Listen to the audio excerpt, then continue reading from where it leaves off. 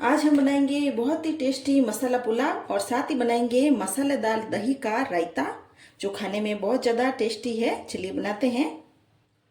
ये मसाला पुलाव हम कुकर में बना रहे हैं। तो यह मैंने कुकर ले लिया है और कुकर में मैंने डाल दिया है 4 टेबल स्पून जितना ही तेल। तेल यहाँ पे गर्म हो गया है। इसमें हम डालेंगे आधा चम्मच जीरा और इसके साथ ही हम डाल देंगे एक तेज पत्ता और इसमें हम डालेंगे जीरा यहाँ पे चटक गया है तो इसमें हम डालेंगे ये मीडियम साइज का कटा हुआ प्याज, 2 पिंच जितनी ही इसमें हम डाल देंगे हींग और इन सबको हिलाकर मिक्स कर लेंगे। अब हम प्याज को 2-3 मिनट के लिए भून लेते हैं। प्याज यहाँ पर भुन गया है और सॉफ्ट भी हो गया है। इसमें मैं डाल रही हूँ आधा चम्मच अदरक लहसुन का पेस्ट और अदरक लहसुन की पेस्ट को भी हम मिक्स करके 1 मिनट के लिए भून लेते हैं जिससे कि अदरक लहसुन का कच्चापन भी निकल जाए। अदरक लहसुन भी यहाँ पे अच्छे से भून गए हैं। अब इनमें कुछ हम डालेंगे सब्जियाँ। यहाँ मैं डाल रही हूँ एक आलू, मीडियम साइज का आलू है और एक कटी हुई गाजर और थोड़ी सी मैं यहाँ डाल रही हूँ फूल गोभी और इसके साथ ही हम डाल देंगे एक हरी मिर्च। इन सारे सब्जियों को हम मिक्स कर लेते हैं और साथ ही इसमें हम डाल देंगे एक कटा हुआ टमाटर और टमाटर को भी मिक्स कर लेते हैं। अब इन सब्जियों को हम 2-3 मिनट के लिए मीडियम आंच पर भून लेते हैं। सब्जियां यहाँ पर भून गई है और सॉफ्ट भी हो गई है। अब इन सब्जियों में हम डालेंगे कुछ सूखे मसाले। या मैं डाल रही हूँ 1.5 चम्मच भरकर लाल मिर्ची का पाउडर और 1 चम्मच भरकर ही इसमें मैं डाल दूंगी नमक और 2/4 चम्मच जितनी ही इसमें मैं डाल रही हूँ हल्दी का पाउडर और 1 चम्मच भरकर ही इसमें हम डाल देंगे पिसा हुआ धनिया पाउडर और अच्छे चटपटे टेस्ट के लिए यह मैं डाल रही हूँ 3/4 चम्मच जितना ही चाट मसाला के पाउडर। इसे डालने से भी इन मसालों में बहुत अच्छा टेस्ट आएगा। इन सारे मसालों को हम पहले मिक्स कर लेते हैं। मसाले यहाँ पर हमने मिक्स कर लिए हैं। अब इनमें हम डालेंगे चावल। तो यहाँ मैंने ये चावल ले लिए हैं। चावल को मैंने भिगोकर नहीं रखा है, बस 3-4 पानी से इन चावल को मैंने धोया है और चावल को भी इन्हीं मसालों में हम मिक्स कर लेते हैं।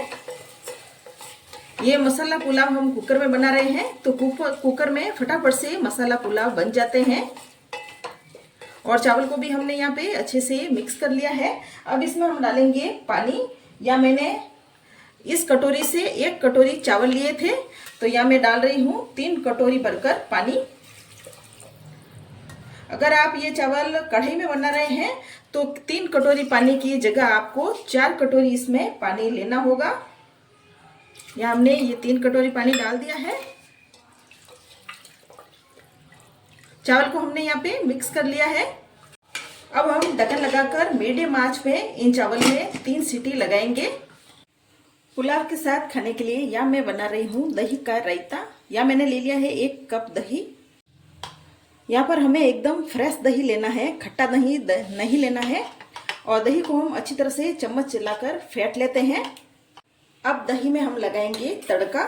या मैंने 1 टेबल स्पून ही तेल गरम करके ले लिया है। इसमें हम डालेंगे आधा चम्मच सरसों और आधा चम्मच इसमें हम डाल देंगे भुना हुआ जीरा और इसके साथ ही हम डालेंगे एक कटी हुई हरी मिर्च और इसमें ही हम डाल देंगे एक कटा हुआ प्याज और इस सारे मिक्सर को हम मिक्स कर लेते हैं।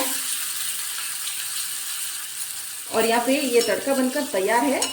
अब इस तड़के में मैं 2 चुटकी जितनी ही लाल मिर्ची का पाउडर भी डाल देती हूँ जिससे कि रायते का अच्छा टेस्ट आएगा। और इस तड़के को हम डाल देते हैं दही में। तड़का पैन में 2 चम्मच हम यहाँ पे दही डालेंगे और पूरे तड़कों को ऐसे हिलाकर दही में डाल देते हैं